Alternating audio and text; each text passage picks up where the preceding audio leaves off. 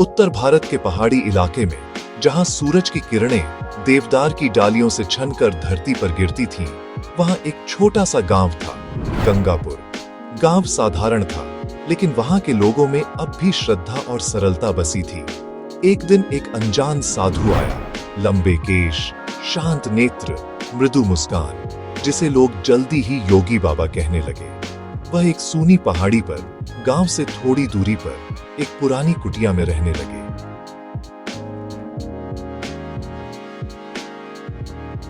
धीरे धीरे गांव वालों को लगने लगा, यह साधु कोई सामान्य व्यक्ति नहीं। उनकी उपस्थिति में एक अजीब सी शांति थी।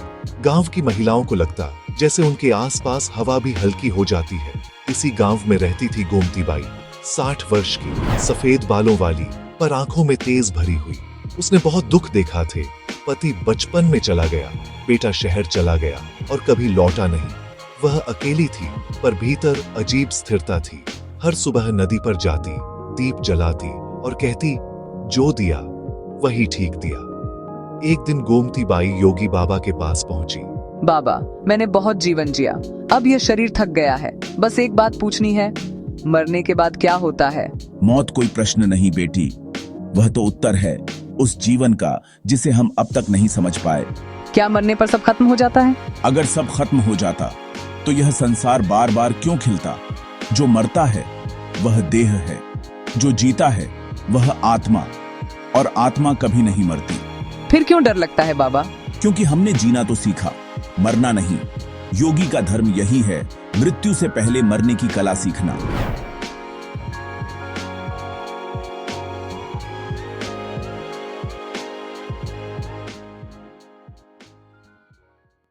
मौसम बदल रहा था। सर्दियों की हल्की ठंड हवा में घुली थी। एक सुबह गांव में खबर फैली, गोमती बाई बीमार है।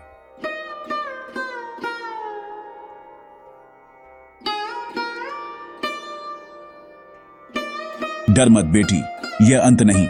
मुझे अब डर नहीं लगता पायलट बाबा। जब ध्यान में बैठती हूँ तो लगता है जैसे कोई भीतर से मुझे पुकार रहा है।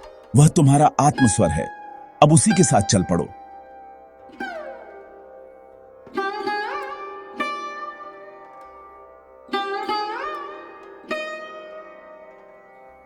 बाबा, अब कुछ हल्का लग रहा है। बस जाने दो बेटी, देह को छोड़ना सीखो जैसे सांस छोड़ते हो।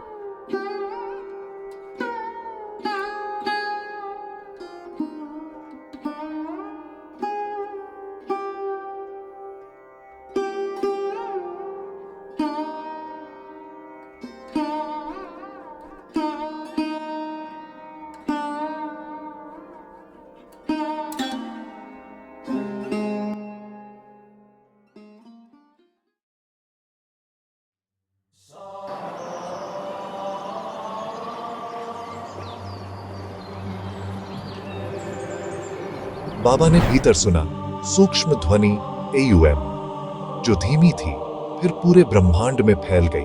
वह समझ गए, यह मृत्यु नहीं, परिवर्तन का क्षण था।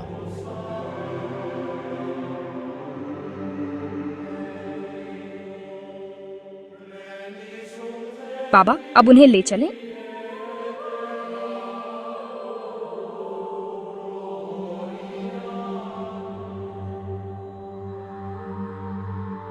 गोमती, बाबा, अब सब हल्का है, कोई बोझ नहीं, कोई दर्द नहीं। बाबा, यही है आत्मा की स्वतंत्रता।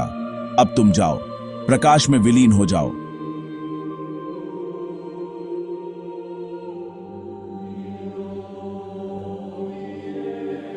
एयूम नमः शिवाय।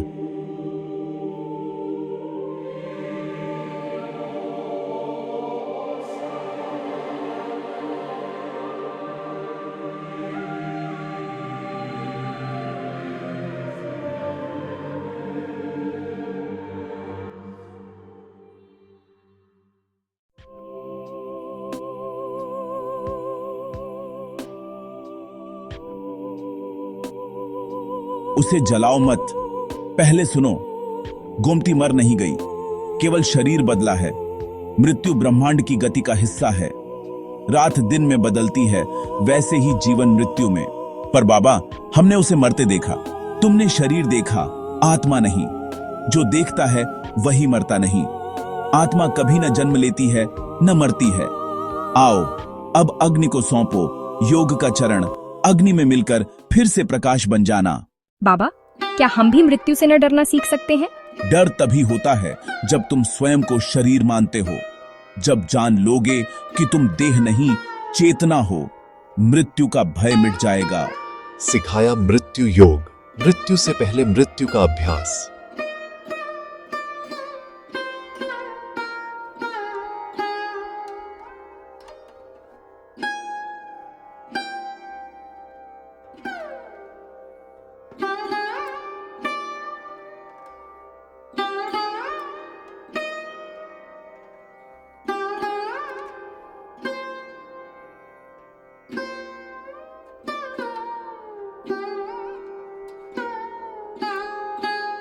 हर दिन कुछ देर मरने का अभ्यास करो।